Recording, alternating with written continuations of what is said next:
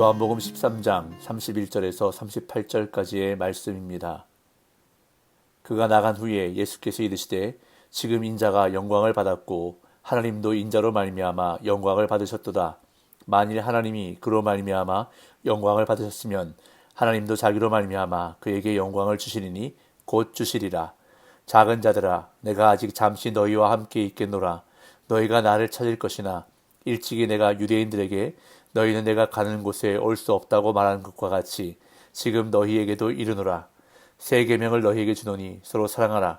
내가 너희를 사랑한 것 같이 너희도 서로 사랑하라. 너희가 서로 사랑하면 이로써 모든 사람이 너희가 내 제자인 줄 알리라. 시몬 베드로가 이르되 주여 어디로 가시나이까? 예수께서 대답하시되 내가 가는 곳에 네가 지금은 따라올 수 없으나 후에는 따라오리라. 베드로가 이르되 주여 내가 지금은 어찌하여 따라갈 수 없나이까? 주를 위하여 내 목숨을 버리겠나이다. 예수께서 대답하시되 네가 나를 위하여 네 목숨을 버리겠느냐? 내가 진실로 진실로 네게 이르노니 닭 울기 전에 네가 3번 나를 부인하리라. 아멘. 요한복음 13장을 마무리하는 오늘 본문은 예수님의 죽음에 대한 메시지를 중심으로 예수님의 가르침이 전개되고 있습니다. 먼저 인자와 하나님이 영광을 받으셨다는 선언이 31절 32절에 나오고 33절부터 38절까지는 예수님이 가시는 곳에 제자들은 올 수 없다는 말씀과 이에 대한 베드로의 반응이 나타나는데 그 중간인 34절 35절에 예수님의 새 계명이 선포되고 있습니다. 예수님의 제자에서 사탄의 졸개로 전락한 가룟 유다가 어제 본문 마지막 절에 밖으로 나갔습니다. 예수님을 팔아넘기려는 계획을 실행하기 위해 밤중에 밖으로 나갔습니다. 그렇게 이제 예수님에게는 남은 시간이 길지 않았지만 제자들에게 하실 말씀이 많았습니다. 그래서 이른바 예수님의 고별 광화가 오늘 본문부터 본격적으로 시작되는데 예수님이 먼저 십자가의 의미를 설명해 주십니다. 31절 32절입니다. 그가 나간 후에 예수께서 이르시되 지금 인자가 영광을 받았고 하나님도 인자로 말미암아 영광을 받으셨도다. 만일 하나님이 그로 말미암아 영광을 받으셨으면 하나님도 자기로 말미암아 그에게 영광을 주시리니 곧 주시리라. 가룟 유다가 밖으로 나간 후에 예수님은 지금 인자가 영광을 받았고 라고 선언하셨습니다. 예수님은 많은 표적을 행하시며 많은 영광을 받으셨습니다. 그러나 요한복음에서 말하는 예수님의 영광은 전혀 다른 차원의 영광입니다. 곧 십자가에서 고난을 받아 죽지만 그것이 궁극적으로 영원한 영광으로 이어지는 것이기에 가룟 유다의 배반으로 인해 십자가에 달려 죽으시게 된 것을 이미 영광 받으신 것으로 받아들이신 것입니다. 그리고 이 영광은 예수님 자신만의 영광이 아니라 하늘에 있는 아버지의 영광으로 연결됩니다. 겉으로 보기에는 사탄이 가룟 유다를 접수함으로 승리한 것처럼 보이지만 사실은 예수님이 사탄의 괴계를 파하시고 온 인류의 구속을 이루시어 완전한 승리를 얻으시기에 따라서 아들의 영광은 하나님 나라의 승리이고 하나님 아버지의 영광이 되는 것입니다. 그런데 32절에서 예수님은 하나님이 영광스럽게 되신 후에 인자에게 영광을 주시리라고 선언하심으로써 십자가에 달려 죽는 영광과는 다른 차원의 영광을 말씀하시는데 그것은 하나님으로 말미암아 즉 하나님의 능력으로 영광스럽게 되는 것이므로 부활과 승천의 영광으로 보는 것이 타당합니다. 예수님은 당신의 죽음이 죽음으로 끝나지 않고 부활로 또한 승천으로 이어져 아버지께 돌아가게 되실 것을 아시고 이렇게 말씀하신 것인데 이 해석을 뒷받침하는 것은 이러한 미래적 영광을 곧 주실 것이라는 말씀입니다. 즉 예수님의 죽음에 이어 하나님의 능력으로 일어나는 일로 이해할 수 있는데 구체적으로 십자가 후에 이어지는 부활과 승천으로 보는 것이 자연스럽습니다. 이에 예수님은 제자들을 작은 자들아 라고 부르시며 그들을 향한 특별한 애정을 보여주십니다. 33절 작은 자들아 내가 아직 잠시 너희와 함께 있겠노라. 너희가 나를 찾을 것이나 일찍이 내가 유대인들에게 너희는 내가 가는 곳에 올 수 없다고 말하는 것과 같이 지금 너희에게도 이르노라. 예수님이 제자들과 함께 있을 시간은 조금밖에 남지 않았는데 이 사실을 상기시키기 전에 예수님은 애정을 듬뿍 담아 그들을 작은 자들아 라고 부르셨습니다. 이 호칭은 요한복음에 단 한 번 사용되었는데 작은 자들에 해당하는 헬라어 테크니아는 어린 자녀를 향한 부모의 깊은 사랑과 한편으로 아직 성숙하지 못한 자녀를 향한 부모의 염려가 담겨있는 호칭입니다.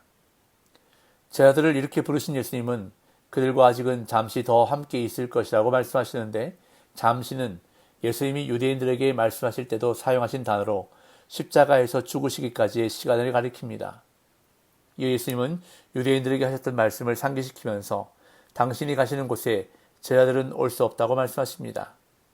하지만 유대인들의 경우와는 달리 영원한 단절이 아니라 일정 기간의 단절입니다.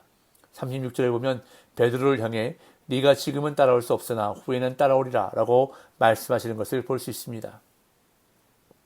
그런 다음 이제 예수님은 새 계명을 선언하십니다. 34절 35절 새 계명을 너희에게 주더니 서로 사랑하라. 내가 너희를 사랑한 것 같이 너희도 서로 사랑하라. 너희가 서로 사랑하면 이로써 모든 사람이 너희가 내 제자인 줄 알리라. 새 계명은 전혀 새로운 것을 의미하는 것이 아닌데, 여기서 새에 해당하는 헬라어 카이노스는 최근에 혹은 다른 종류의 라는 뜻이 아니라 케케무군과 반대되는 신선한이라는 뜻으로 쓰였습니다. 사실 이웃을 사랑하라는 계명은 구약 성경에서 여러 번 주어진 계명입니다. 그래서 사도 요한은 요한 1서에서 이렇게 말하고 있는데요. 요한 1서 2장 7절 8절을 제가 읽어보겠습니다.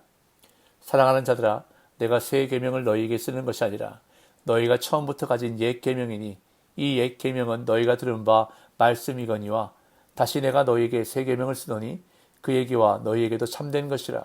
이는 어둠이 지나가고 참빛이 벌써 비침이니라. 그런데 오늘 본문에서는 구약 성경에서 보다 한 걸음 더 나아간 형태로 제시되는데, 곧 내가 너희를 사랑한 것 같이가 강조되어 있습니다. 사랑하는 방법이 더해진 사랑의 명령인 것입니다. 따라서 새로 주어지는 명령은 서로 사랑하는 것으로 그치지 않고 사랑을 통해 예수 그리스도를 나타내야 하는 것입니다. 즉, 예수님을 따르는 사람들은 예수님의 가장 중요한 가르침인 서로 사랑하는 것에 헌신하고 그 증거를 나타낼 때 예수님의 진정한 제자가 되는 것임을 말씀하시는 것입니다. 그러나 베드로는 새 계명에 대한 예수님의 말씀을 들으면서도 그 전에 하신 말씀, 즉 내가 가는 곳에 올 수 없다는 말씀에 신경이 쓰였던 것 같습니다. 그래서 주여 어디로 가시나이까? 라고 예수님께 질문합니다. 36절 37절 시몬 베드로가 이르되 주여 어디로 가시나이까? 예수께서 대답하시되 내가 가는 곳에 네가 지금은 따라올 수 없으나 후에는 따라오리라. 베드로가 이르되 주여 내가 지금은 어찌하여 따라갈 수 없나이까? 주를 위하여 내 목숨을 버리겠나이다. 서로 사랑하라는 새 계명을 주셨건만 베드로는 예수님이 그 전에 하신 말씀, 곧 예수님은 잠시 후에 그들이 올 수 없는 곳으로 가신다는 말씀이 마음에 걸렸나 봅니다. 이에 그는 예수님이 어디로 가시는지 묻습니다. 그러자 예수님은 33절에서 그들이 당신이 가시는 곳에 올 수 없다고 말씀하셨지만 36절에서는 베드로가 지금은 따라올 수 없어도 나중에는 따라오리라고 말씀하십니다. 베드로가 지금은 따라갈 수 없지만 후에는 따라갈 길, 그 길은 바로 십자가의 길, 예수님이 계시는 곳에 이르는 길입니다. 그런데 베드로도 그 길이 죽음의 길이라는 것을 조금은 감지하고 있었던 것 같습니다. 그렇기에 지금은 올 수 없다는 예수님의 말씀에 자신의 목숨을 내놓고라도 그 길을 따르겠다고 결의에 차서 대답합니다. 그러나 예수님은 닭 울기 전에 그가 예수님을 3번 부인할 것을 예언하심으로써 그가 지금은 예수님을 따를 수 없음을 강조하십니다. 38절 예수께서 대답하시되 네가 나를 위하여 네 목숨을 버리겠느냐? 내가 진실로 진실로 네게 이르노니 닭 울기 전에 네가 3번 나를 부인하리라. 모든 것을 아시는 예수님은 베드로의 호언장담에 씁쓸한 대답을 주셨습니다. 네가 나를 위하여 네 목숨을 버리겠느냐? 라는 이 질문은 물론 수사적인 질문이지만 베드로의 헌신하는 마음을 받으시는 예수님의 마음이 잘 나타나 있습니다. 그러나 예수님은 인간의 약함과 사탄의 간악한 괴계를 아시기에 진실을 말해주시며 그들을 준비시키십니다. 닭 울기 전에 네가 3번 나를 부인하리라. 닭이 우는 시간은 로마 시간의 4경 중 3경에 해당하는 시간으로 자정부터 시작해서 새벽 4시 먼동이 트기 직전까지의 시간입니다. 베드로는 자신이 주님을 위해 죽을 수 있다고 생각했습니다. 그러나 사실은 주님이 베드로를 위해 죽으셨습니다. 그러고 나서야 베드로도 주님을 위해 죽을 수 있었던 것입니다. 서로 사랑하라는 예수님의 말씀을 들으면서도 베드로는 목숨을 버릴 각오로 주님을 따라가겠다고 격하게 반응했는데, 이 모습에서 주님을 따라 죽겠다는 충동적인 각오는 볼 수 있지만 사랑의 명령에 순종하겠다는 태도는 발견할 수 없습니다.